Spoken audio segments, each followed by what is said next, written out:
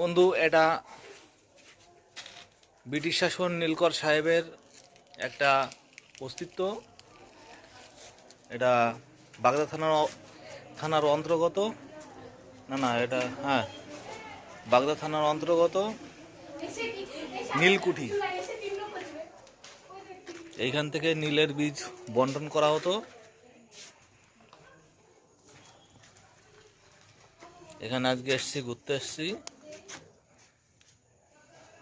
অরণ্যটা দেখুন, দারুণ লাগছে, সেই অপরূপ সুন্দর। মা কই, আবার হারিয়ে যায়নি তো?